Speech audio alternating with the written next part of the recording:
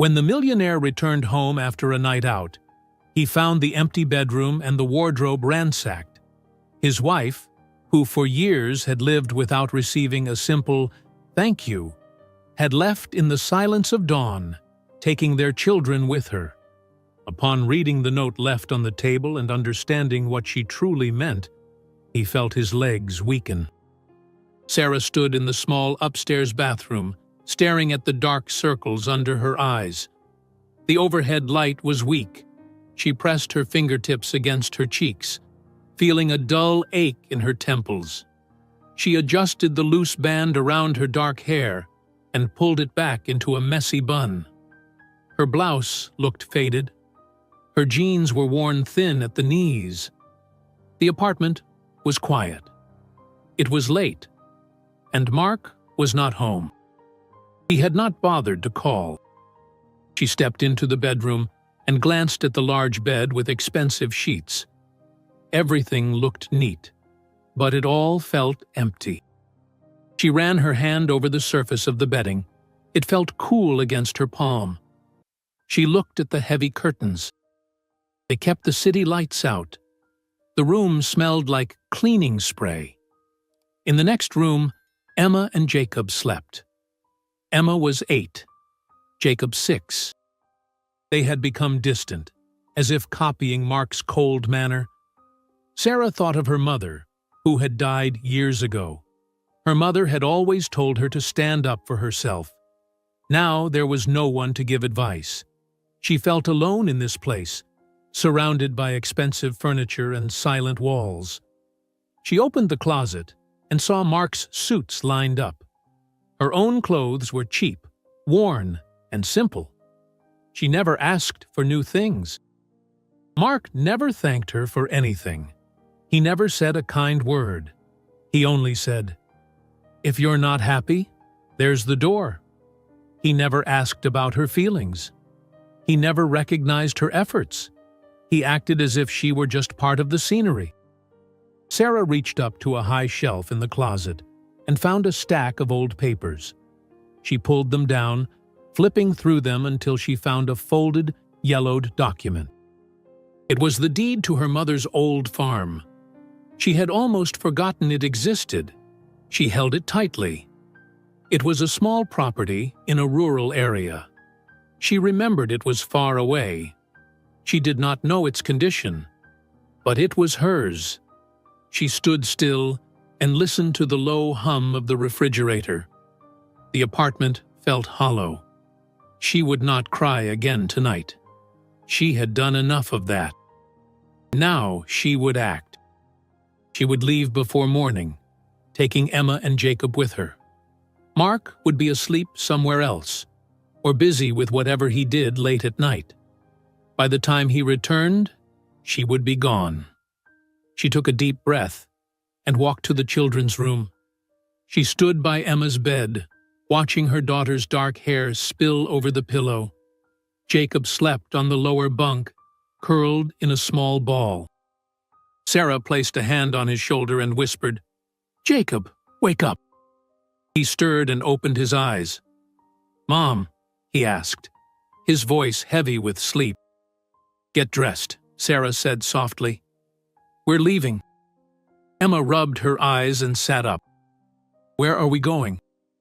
"We're going to Grandma's old place," Sarah said in a quiet voice. "We have to leave now. Don't make noise." Emma nodded, confused but not panicked. Jacob yawned and slipped on his shoes. Sarah packed a small bag. She took only a few clothes for each child and what little cash she had in her wallet. She moved quietly down the hall, trying not to make a sound. The apartment was silent, except for a distant clock ticking in the living room. Sarah picked up her phone and ordered a car. She stood near the door, looking back at the furniture, the television, the polished surfaces. None of it felt like home. Her heart pounded. She knew Mark would be angry when he found out. She knew he would try to scare her into coming back. The elevator ride down was slow and silent. Emma held Sarah's hand. Jacob leaned against his mother's arm. On the street, the air felt cooler. A car pulled up, and a young driver looked at them with mild curiosity. "Where to?" he asked. "Keep driving out of town," Sarah said, holding back any details. "I'll tell you when to stop." The children slid into the back seat with her. The city lights blurred past the windows. Sarah reached into her jacket pocket and touched the farm deed. She focused on the present moment. She was taking action. She was leaving this controlled, loveless life. She did not know what waited for them at the old farm, but it had to be better than this. Jacob leaned his head on her shoulder and drifted back to sleep. Emma looked out the window, holding her mother's hand. The driver turned on the radio softly. Sarah cleared her throat. "Could you turn that off, please?" she asked. The driver nodded and switched it off. The silence returned, broken only by the hum of the engine and the shuffle of the tires on the road. Sarah stared at the faint reflection of her face in the window. She had lines around her eyes that she had not noticed before. She felt the weight of this decision, but she did not hesitate. She would not return to that apartment. She would not live under Mark's silence and demands. The farm might be old and broken down, but it was hers. She would try to fix it up. She would keep her children safe. She would build a life without Mark's approval. She refused to stay hidden in his shadow. As the car took the highway, the city disappeared behind them. Sarah tightened her grip on the deed. She had no grand plan, just this small step away from what she knew. She would figure out the rest as it came. For now, leaving was enough. Sarah sat in the back seat of the car, keeping her eyes on the dark highway ahead. The driver glanced at her in the rearview mirror from time to time. He was young, maybe in his 20s, wearing a simple hoodie and jeans. Emma leaned against her mother's arm, and Jacob dozed off with his head on Sarah's lap. "Ma'am," the driver said after a long period of silence. "How far are we going?" "Keep going," Sarah said. "I'll let you know when to turn off." She looked at the screen of her phone. The signal was weak. She scrolled through old messages, seeing Mark's name, but she did not open any of them. Emma nudged her. "Are we almost there?" "Not yet," Sarah said, keeping her voice low. "We're heading to your grandma's old place, remember? It's out in the country." Emma rubbed her eyes. "I'm hungry." Sarah dug into her small bag. She found a pack of crackers. "Eat these and give a few to your brother when he wakes up." Emma nodded and took them quietly. They rode in silence for several more miles. The city lights were gone. Now there were long stretches of empty road, only a few dim headlights from passing cars. Sarah watched the sky lighten slightly as the hours passed. When she saw a sign for a rural route, she leaned forward. "Turn right at the next exit," she said. The driver followed her instructions, turning onto a narrower road with fewer lights. After another 20 minutes, they reached a gravel road. The car rattled along, and Jacob stirred awake, looking around with confusion. "Where are we?" he asked. "We're close," Sarah said. "We'll get out soon." At a fork, Sarah asked the driver to stop. She paid him with the cash she had, leaving her nearly broke. He seemed a bit concerned. "Are you sure this is the right place?" he asked, staring at the dark shape of trees and an old fence ahead. "Yes," Sarah said. "Thank you." The driver shrugged and pulled away, the taillights disappearing behind a bend in the road.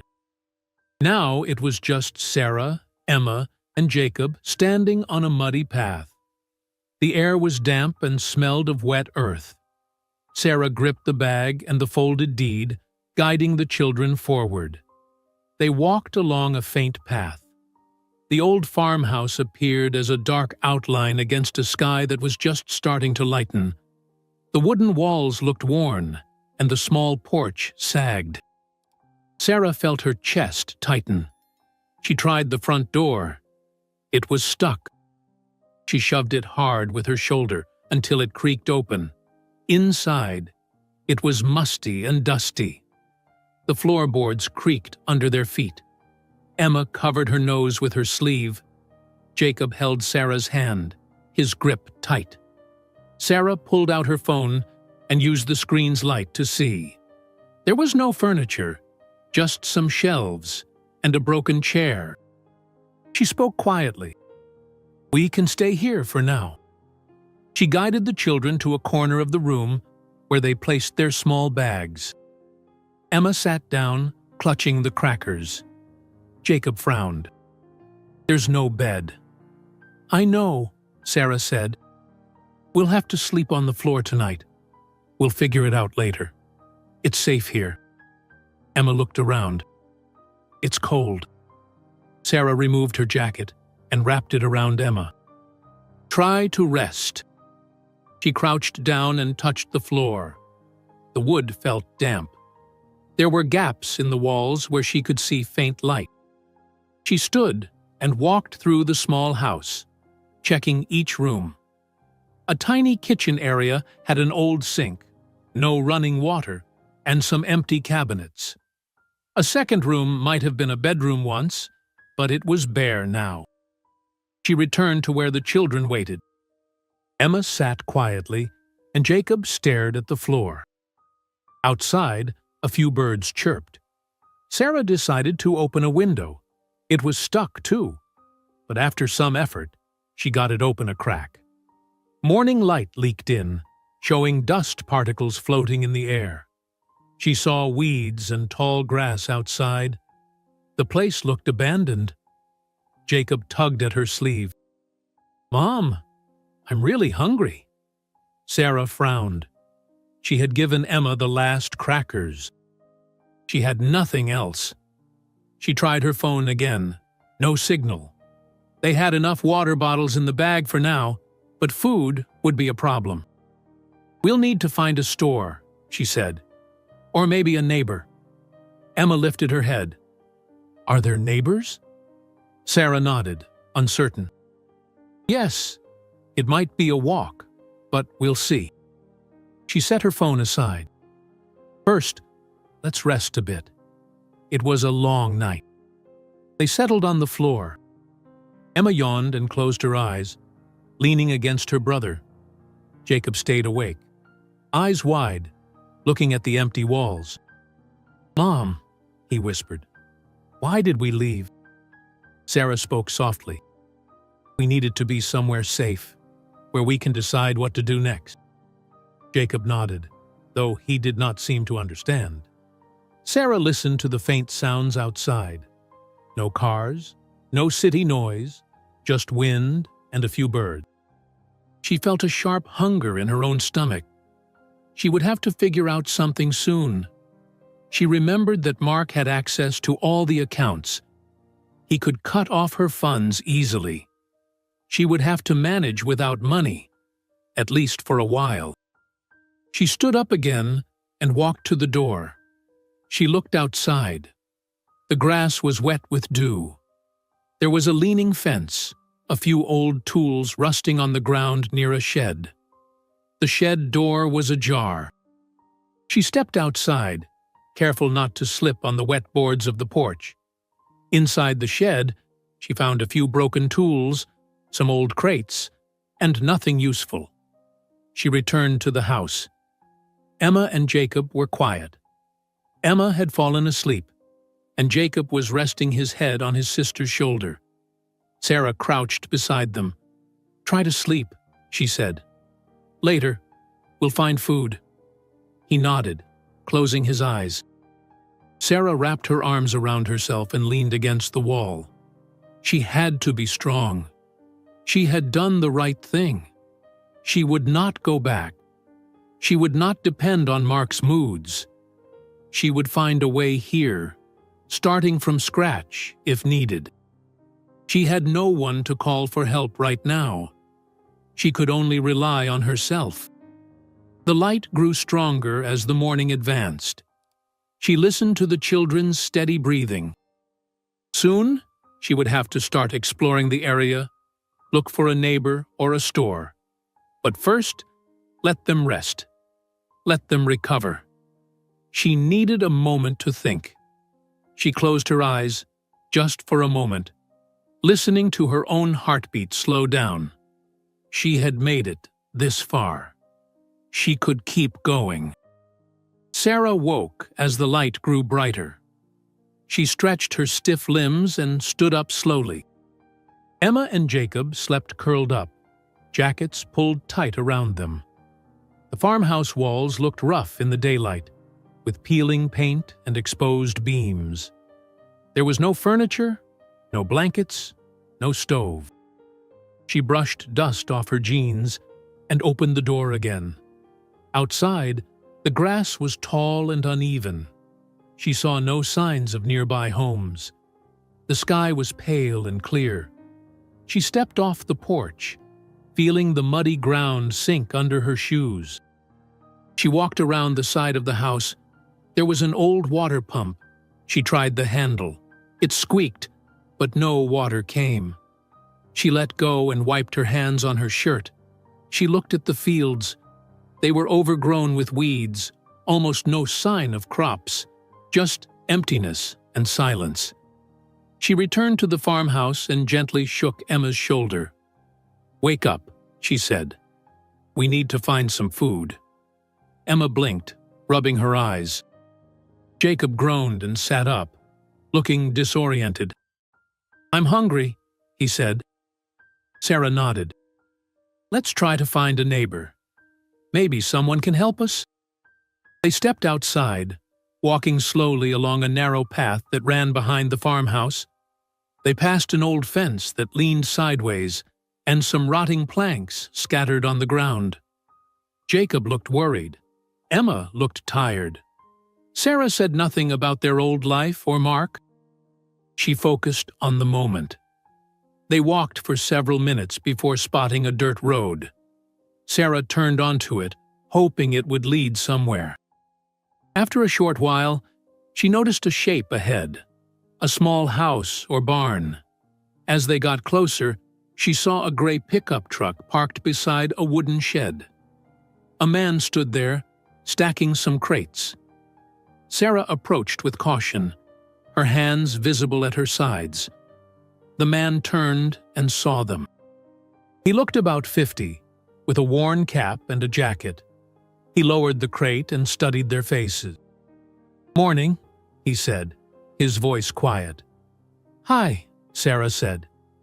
"I'm sorry to bother you, but we just arrived at the old farmhouse down the road.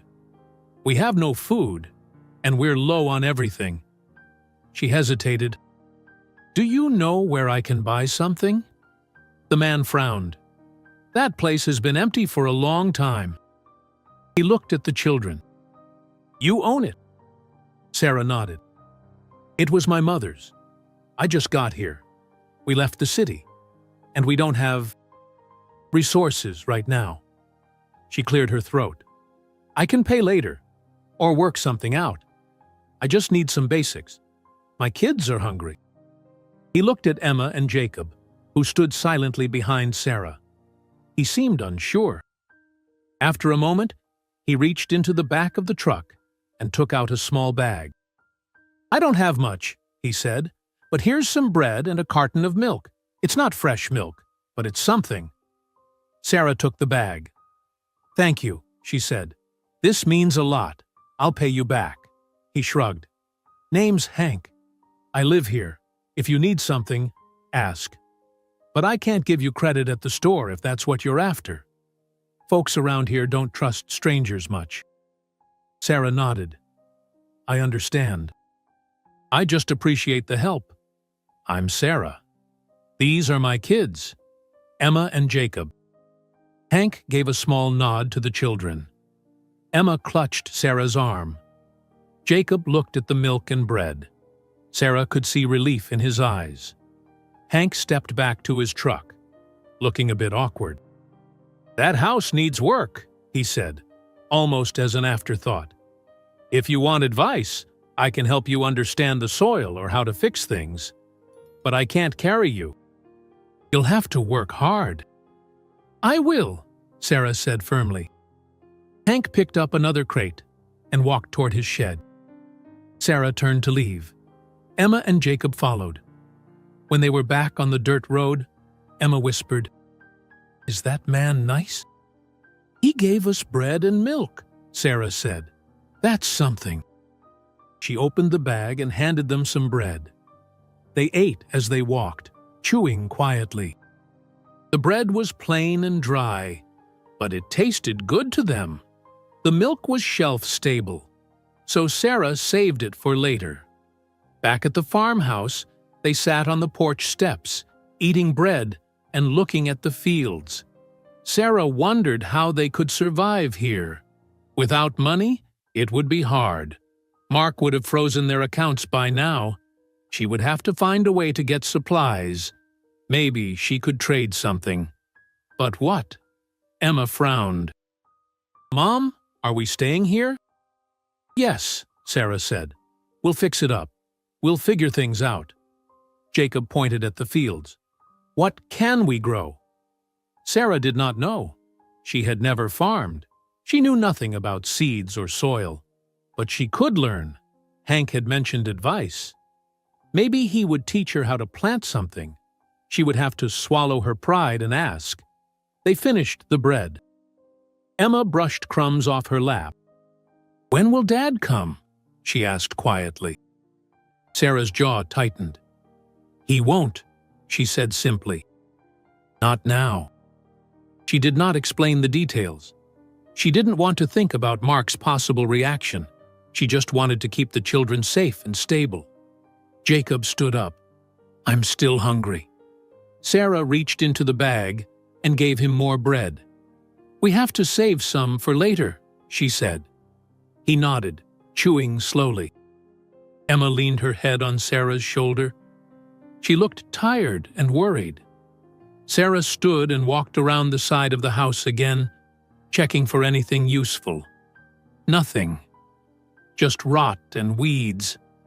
She would have to be resourceful. She would have to learn fast. At least they had a roof, even if it was not in good shape. She went back to the porch. "We'll rest a bit," she said. "Then I'll see if I can fix something inside." Emma and Jacob nodded. They followed her inside the empty farmhouse. Sarah walked to a corner and started clearing away some debris. It was going to be a long day. Sarah stood at the farmhouse door and looked outside. The sky was clear, but the wind felt cool. Emma and Jacob sat by the wall, chewing the last piece of bread. They needed more than bread. They needed supplies. She would have to face the fact that she had no access to her old bank accounts. Her phone showed no signal. She would have to deal with the local shops, if there were any, and hope someone could help. She stepped down from the porch, turning toward the fields. She spotted a rough path that might lead to a road. "Stay here," she said to the children. "Keep the door closed until I get back." Emma looked nervous. "Mom, don't go far." Sarah nodded. "I won't." She followed the path through weeds and brush. A few insects buzzed around her feet. After several minutes, she found a small dirt track that widened into a rural lane. She walked along it, scanning for any signs of life. Finally, she saw what looked like a small store, a wooden building with a faded sign, a few steps off the lane. She approached, cautious. The inside smelled like dust and old paper. Shelves held canned goods, dry goods, and basic tools. A tall man behind the counter eyed her suspiciously.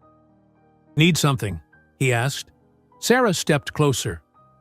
"I just arrived at the old farmhouse back there," she said. "I need some basic supplies. Food, maybe a bucket, some rope." She tried to sound calm. "I don't have cash right now, I can pay later." The man snorted. "No credit," he said. "I don't know you. Folks around here pay up front." He crossed his arms.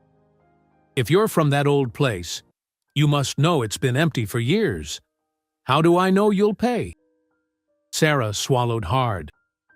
"I have no way to prove anything right now," she said. "I have 2 kids there. We're just trying to get by. I'll work something out. I can come back and pay once I figure out my money situation." She felt her face get hot. She knew she sounded desperate. The man did not soften. "No deal," he said. "I'm not running a charity." She realized there was no point arguing. She stepped back. "Thanks anyway," she said, and walked out. Her stomach churned. She would have to leave empty-handed. Outside, she stood still for a moment, deciding what to do next. On the walk back, she tried to carry herself tall, but her feet slipped in the muddy path. She stumbled and fell, scraping her palms on the rough ground. She hissed in pain, stood up, and wiped the dirt off her jeans. Her hands stung, and her muscles ached. Her throat felt tight. She wanted to cry, but she clenched her jaw and kept walking. When she reached the farmhouse, Emma and Jacob rushed out. "Did you get anything?" Emma asked. Sarah shook her head. "No. The store won't give us credit." Jacob's eyes lowered. He said nothing. Sarah winced at the sting in her hands. She needed to clean the cuts, but there was no running water. She checked the kitchen area. There was an old basin and a half-full bottle of water. She poured a little on her palms, hissing at the pain. Emma stood beside her, silent but worried.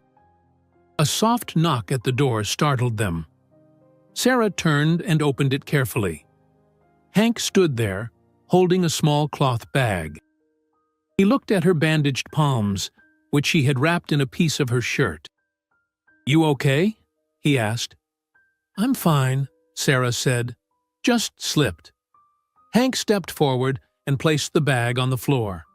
"There's some more bread, a bit of dried meat, and a few old seeds you might try planting," he said. "Not alone, just something to keep you going until you figure out what you're doing." Sarah was surprised. "Thank you," she said. "I couldn't get anything from the store. The owner doesn't trust me." Hank nodded. "That's just how it is around here. People don't like strangers. If you want to stay, you'll have to earn trust." He glanced around the bare room. "And learn how to use the land." She looked at the seeds in the bag. "I have no idea how to farm," she admitted.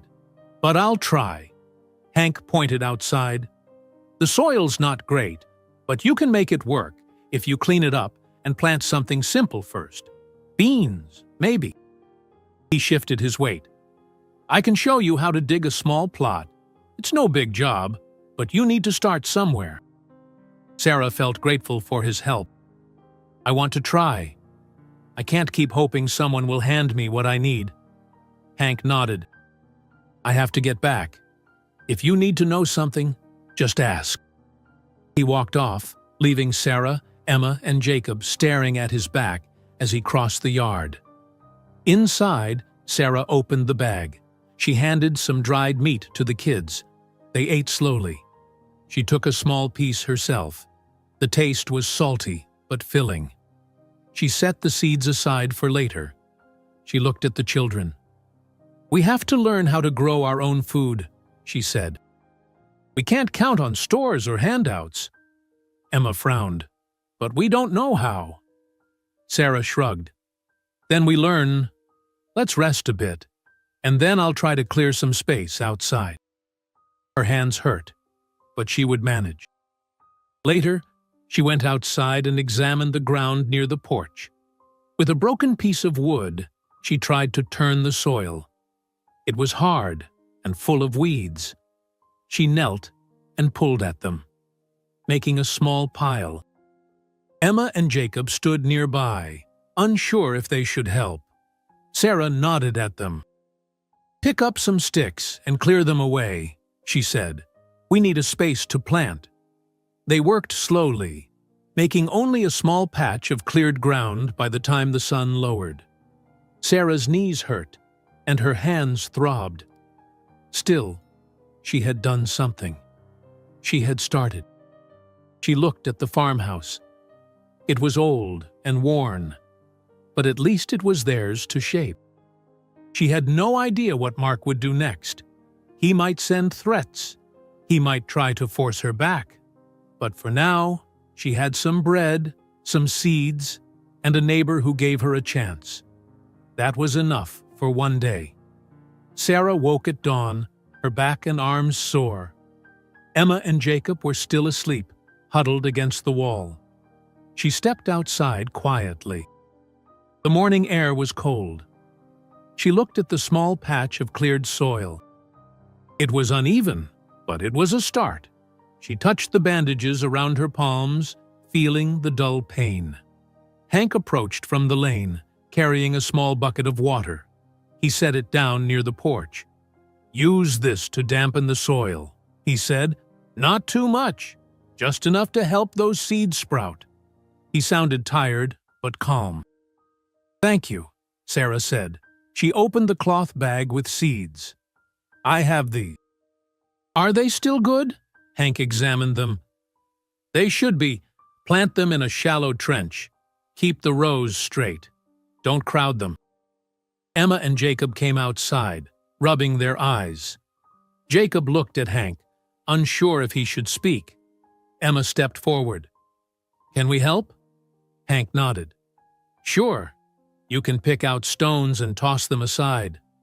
He turned to Sarah. "You'll need simple tools. I have a spare hoe and trowel." "I'll bring them later." Sarah was relieved. "I appreciate that. I have no tools here." Hank glanced over the barren yard. "This place needs work. Don't try to do too much at once. Start small. Grow some food. Once you have something to trade, you can get more supplies from the store." He paused. "That's how it goes around here." Sarah knelt by the patch of soil and worked with her bare hands, pushing dirt aside to form a shallow line. She dropped a few seeds in. Hank watched, then headed back to his place. Emma began picking small stones out of the soil. Jacob tried to pull weeds, but complained about the thorns. They worked slowly. The children complained of hunger again. Sarah gave them a small piece of dried meat. "We have to make it last," she said. "Once these seeds grow, we'll have something else." Emma frowned. "How long will it take?" Sarah shook her head. "I don't know. Maybe weeks." Emma's face fell. Jacob sighed. They continued anyway, because there was nothing else to do. By mid-morning, Sarah heard footsteps on the porch. She turned and saw a man in a suit standing there, holding a folder. He looked uncomfortable in the rural setting. "I'm looking for Sarah," he said.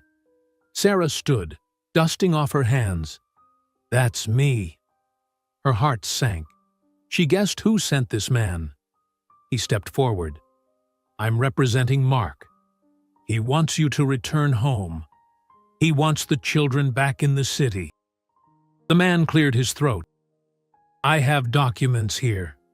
If you refuse, he may take legal action." Emma stepped closer, looking alarmed. Jacob hid behind Sarah's leg. Sarah took a slow breath. "I'm not going back," she said. "I'm staying here." The man held out the folder. "At least read these. There are terms you should consider. If you don't sign, you risk losing custody of the children." Sarah's chest tightened. She looked at Emma and Jacob, then at the folder. She reached out and took it.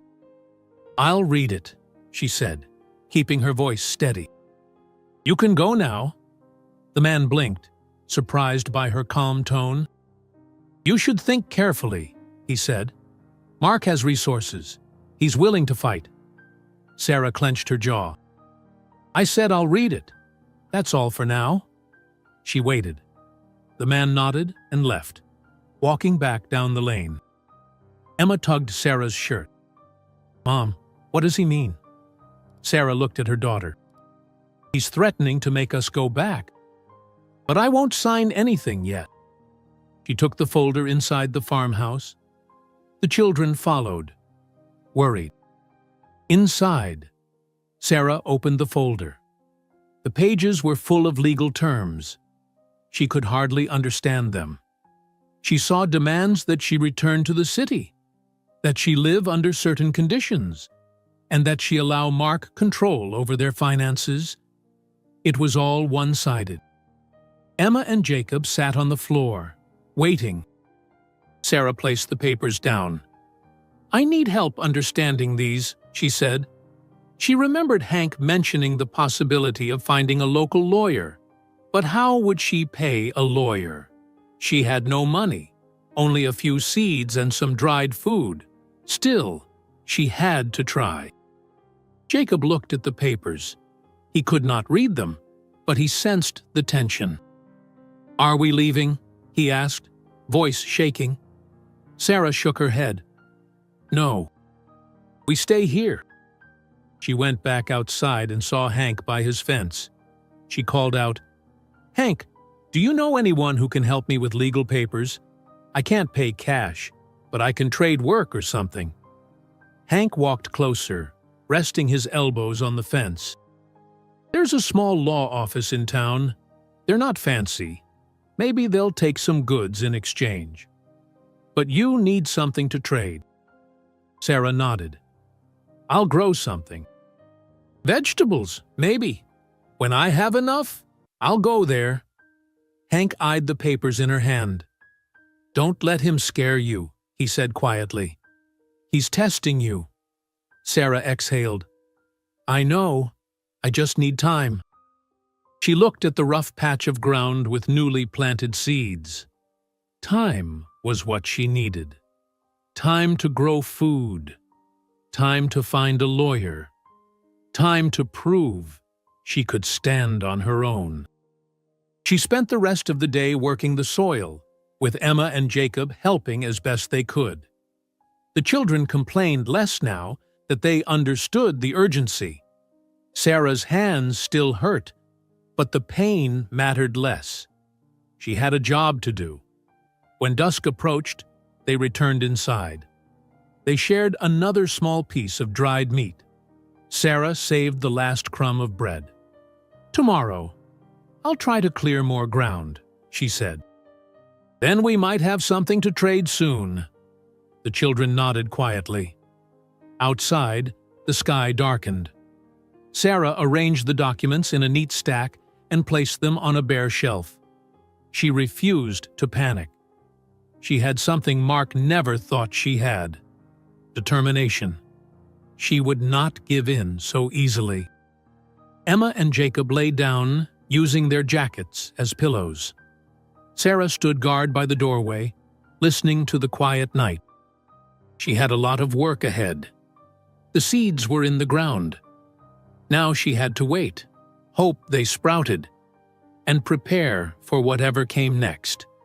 Sarah woke before sunrise. She stood outside, looking at the small patch of earth. The seeds were in place, but she knew they would take time to grow. She had no choice but to wait and keep working. Inside, Emma and Jacob slept on the rough floor, covered by their thin jackets. She ran a hand over her bandaged palms and moved quietly, trying not to wake them. She walked toward Hank's place, following the dirt path. She didn't want to seem desperate, but she needed a plan. She found him by the shed, sorting tools. He turned when he saw her. "Something wrong?" he asked. "I need advice," Sarah said. "My husband's lawyer showed up. He wants me to sign papers or return home.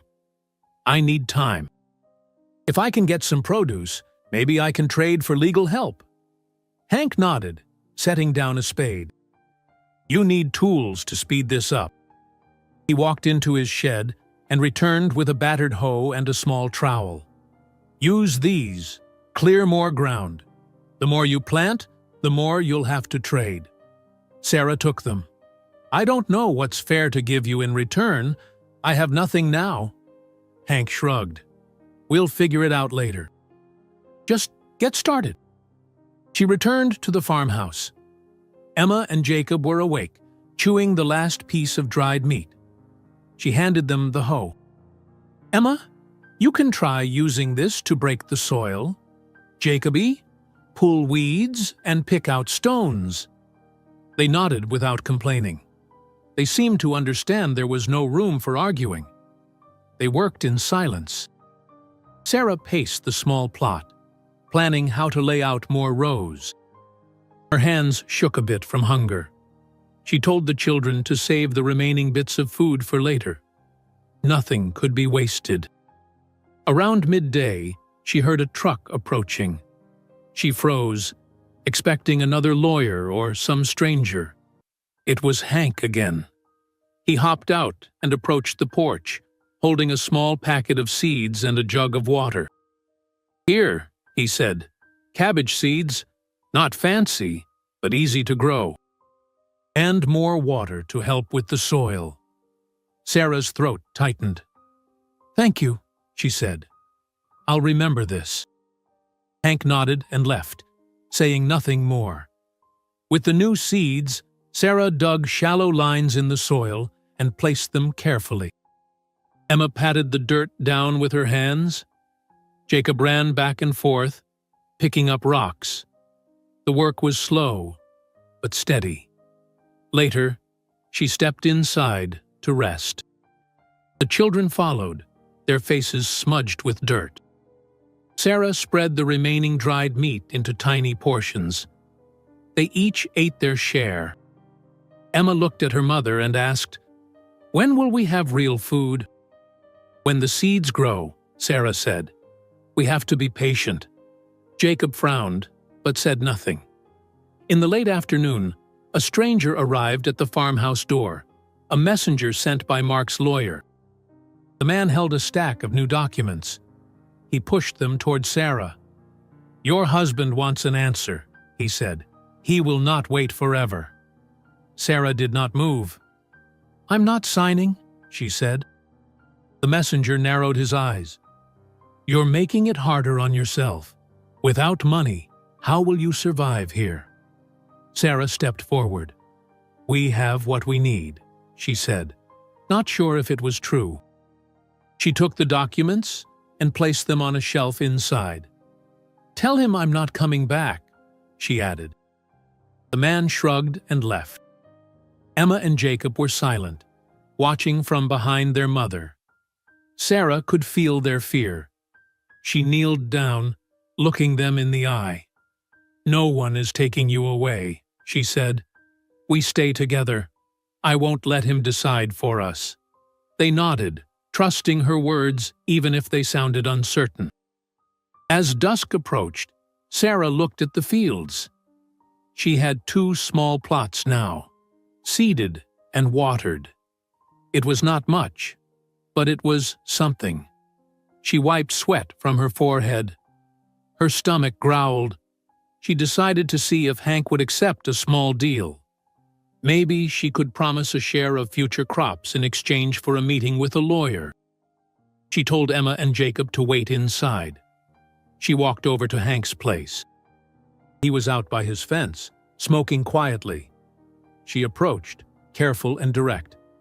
"Hank, I need help contacting a lawyer," she said. "I have no money now, but if the seeds grow, I can share some produce." Hank studied her face. "The lawyer in town might accept that. He's not rich, and he takes what he can get. But you have nothing now. You'll need something soon." Sarah nodded. "I'll offer what I will have." "Is there any other way to show trust?" Hank shrugged. "Hard to say. Around here, people trust effort. Show you can grow something, then talk to him." Sarah understood. She had to wait. She thanked Hank and returned to the farmhouse. Inside, The children sat quietly. They had nothing more to eat. The house was still cold and empty. Sarah decided to tear down some old boards and try to patch the worst gaps in the walls. She worked by moonlight, using the trowel to pry loose rotten wood and reposition it where needed.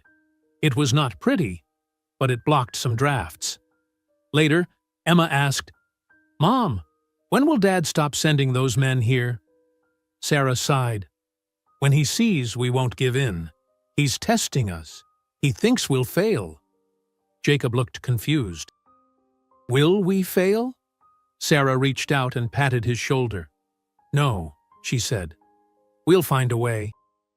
We just have to keep going." They lay down to sleep. Sarah stayed awake longer, listening to the quiet night. She felt hungry and tired, but also determined. The seeds were in the ground. The land was not generous yet, but maybe it would be if she tried hard enough. Sarah stood outside the next morning, staring at the small patches of soil. She saw no sprouts yet. It was too soon. Emma and Jacob stood beside her, rubbing their arms. The morning was cool, and their stomachs were empty.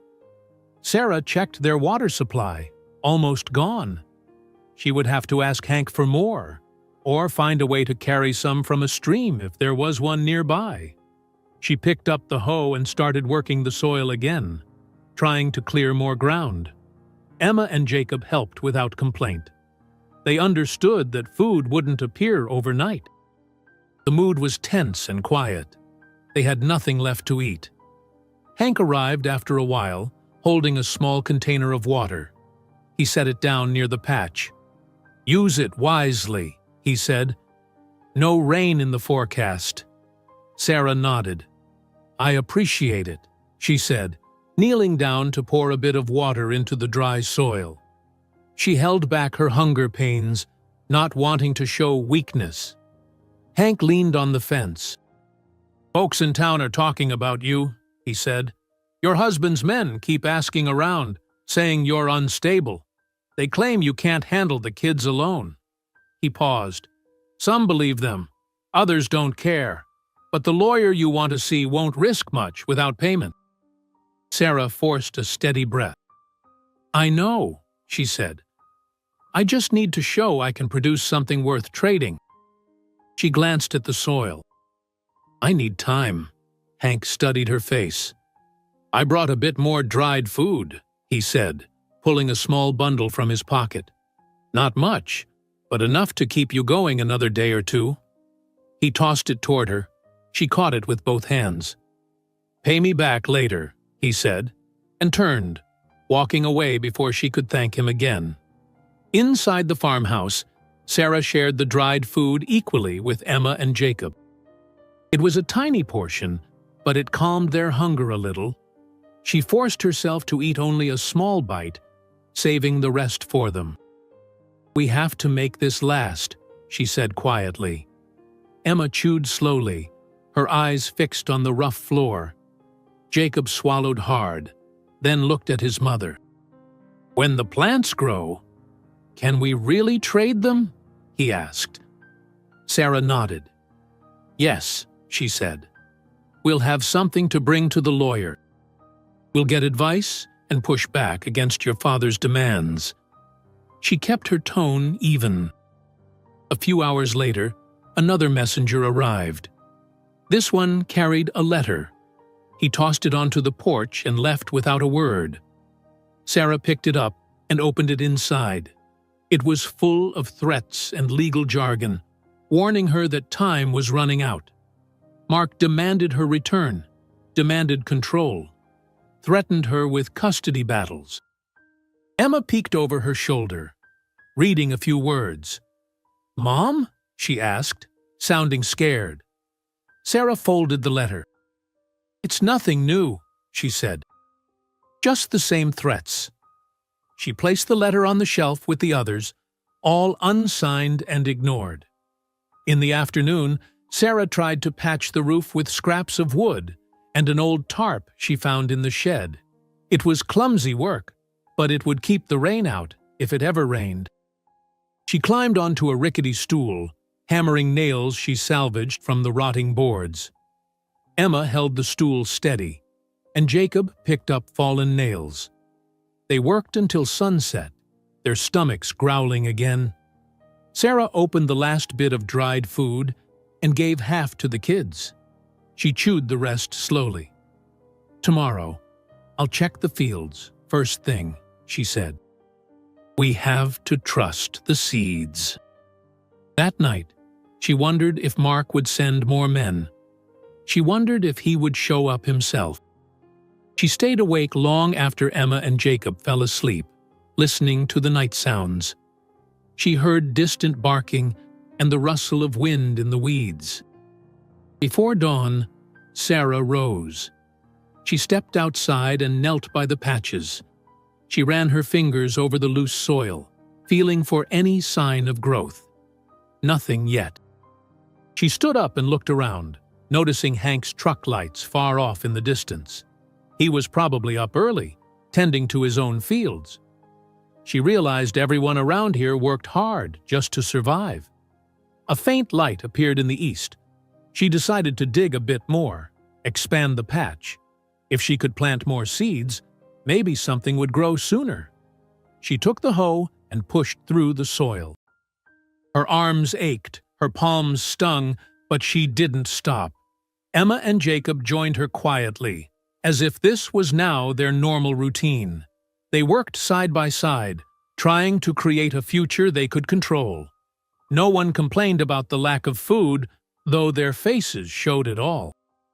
When the sun rose, Sarah wiped sweat from her brow. She stood straight and looked at her children. "We'll get through this," she said. "We'll have something to trade soon. Just keep going." They nodded. That was all they could do. Keep going, one day at a time. Sarah woke feeling the aches in her body. She stepped outside into the morning air and checked the soil again.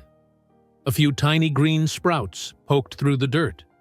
She crouched down and touched them gently.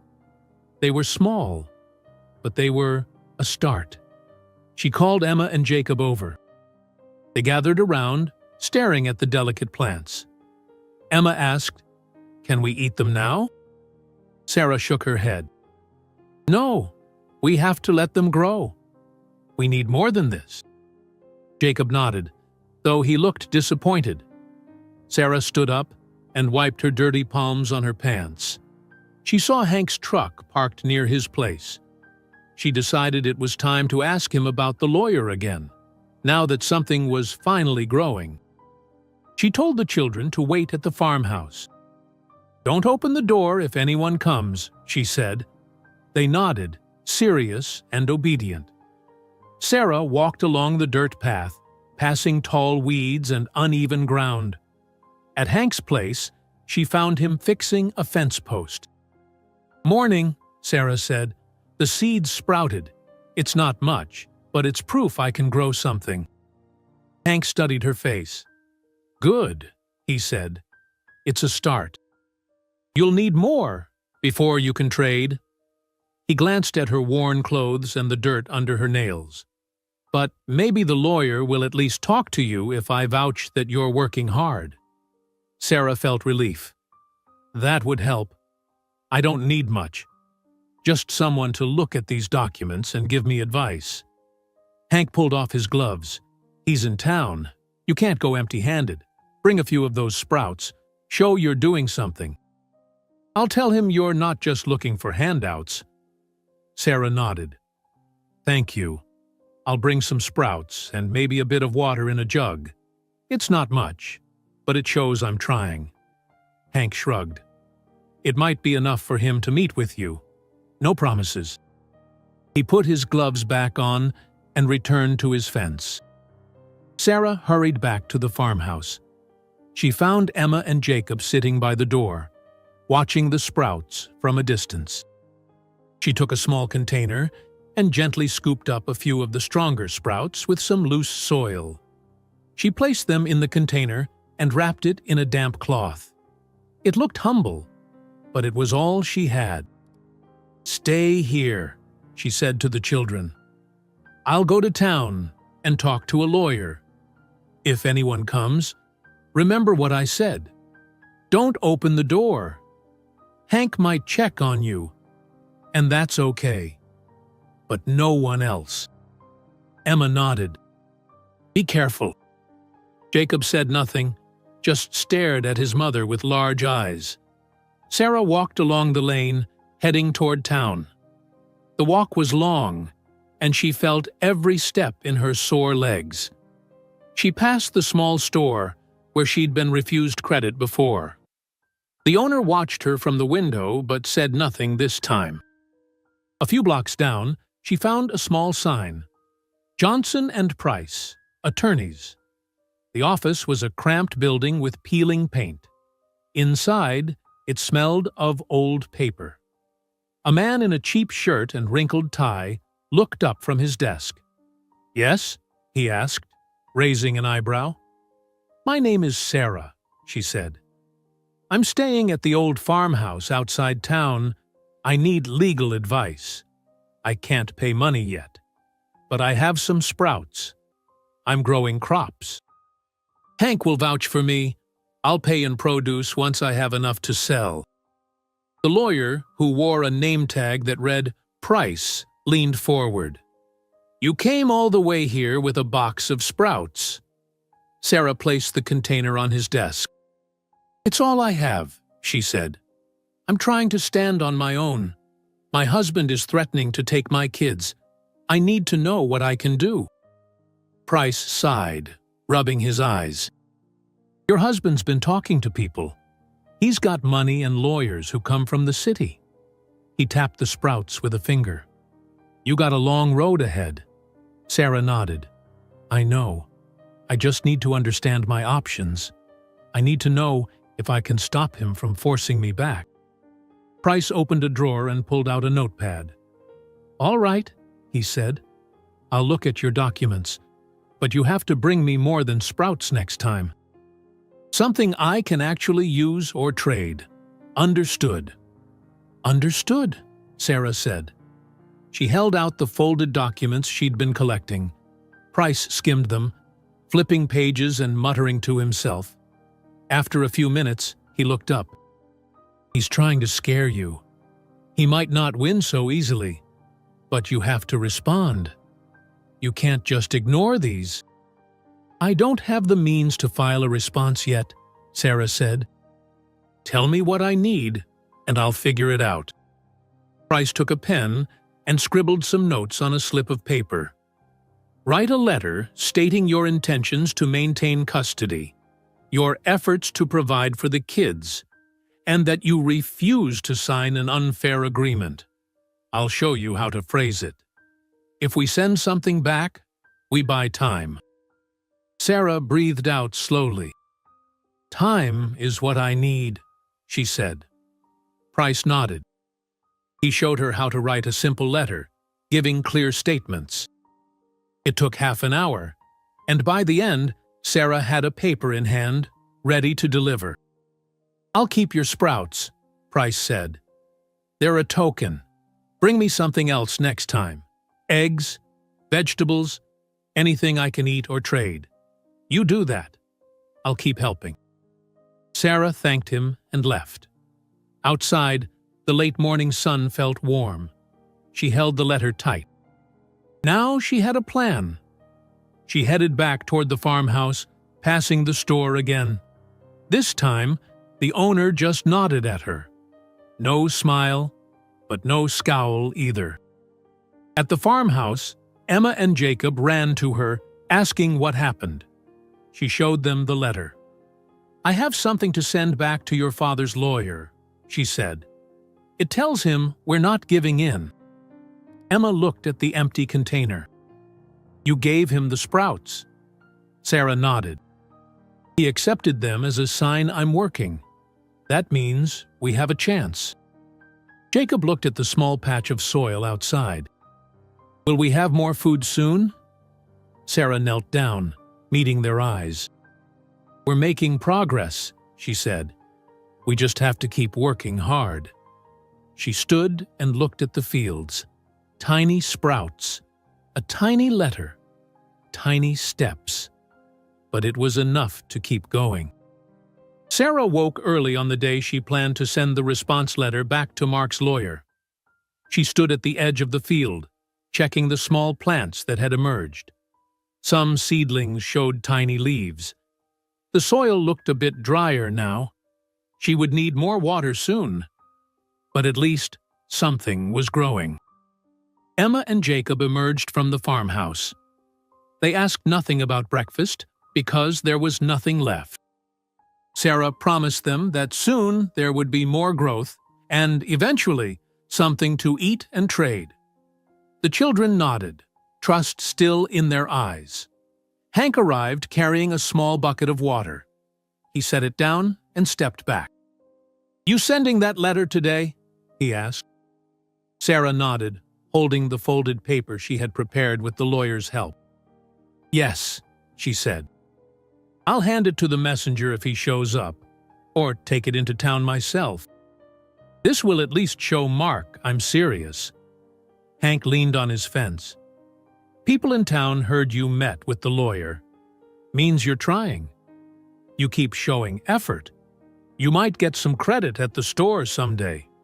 Maybe next harvest you'll have enough to pay me back too." Sarah nodded. "I will. I don't forget favors." She walked him a few steps along the lane, thanking him quietly, then returned to her small patch of soil. She knelt down, pressing her finger into the dirt. Not much moisture left. She took the bucket Hank left and poured a little water around the seedlings. Emma helped by scooping a handful of dirt to cover exposed roots. Jacob picked out small pebbles that could block growth. Around midday, a man in a worn suit approached. It was the same messenger who had brought threats before. He stopped at the porch. "Got a message for your husband?" he asked, looking bored. Sarah stepped forward and handed him the letter. "This is my answer," she said. "Make sure he reads it. It's legal and clear." The messenger took it. "You realize he can still come after you?" Sarah nodded. "I know. But now he knows I won't just roll over." She crossed her arms, standing tall, even though she was hungry and tired. The messenger left without a word. Emma stood beside Sarah, watching him go. Jacob leaned against the porch railing. Sarah looked at them. "We did what we had to do," she said. "We won't let him scare us." Later that afternoon, Sarah decided to try to trade something else in town. She had nothing but a few handfuls of weeds and some bits of scrap wood. Not worth much. But she remembered the lawyer said if she kept showing effort, he would keep helping. She would have to wait until the crops grew larger. Until then, she would work the soil, patch the farmhouse, and keep the children safe. They spent the rest of the day tending the seedlings, weeding, and rearranging loose boards inside the farmhouse to block wind. Emma and Jacob watched Sarah as she hammered another nail. They saw how she never stopped, never sat idle. She was showing them that they could survive here without Mark's money or threats. At dusk, they all stood outside and watched the light fade. The farmhouse was still old and rough, the field still mostly dirt, but now it held promise. Sarah had a lawyer in town willing to work with her. She had Hank, who had given her seeds and water. She had small plants poking through the soil. She might not win a court battle with grand style, but she was holding on, keeping Mark's influence at bay. Emma touched Sarah's arm. "Will we be okay?" she asked quietly. Sarah answered, "Yes. We're already better than before. We're free to make choices here." She kept it simple. Jacob stared at the field. "When can we eat what we grow?" "When it's ready," Sarah said, "and then we'll trade some to pay the lawyer. We'll get more help if we need it. We're not trapped anymore." That night, they slept on the floor again, still hungry, but without panic. The next morning, Sarah woke to a quiet yard. No messengers. No threats at the door, just sunlight creeping through the cracks in the old walls. She stepped outside and checked the seedlings. A few new leaves had emerged. She pressed her lips together, nodding to herself. She had no illusions. Mark would not give up easily. The legal issues would drag on. She might lose some battles, but she was not helpless. She had started something. She had carved out a place where she could stand on her own terms, show effort, and earn respect. She was building a life where she did not jump at every sound and where the children could see her making decisions. Hank came by in the late morning, dropping off a few more seeds without a word. Sarah took them, a small smile on her face. She would plant these too, expand the plot. Time would pass. Crops would grow. She would keep sending letters to the lawyer, keep holding off Mark's demands. She would keep learning. Emma and Jacob helped dig another row. The soil felt a bit softer now, the work a bit less foreign. The farmhouse might never be luxurious, but it was theirs, under no one's thumb. Sarah knelt down again, pressing seeds into the ground and covering them gently. She had what she needed, a start, a path forward, a place she controlled. It was enough. If you enjoyed this story, don't miss the next one. Just click on the screen.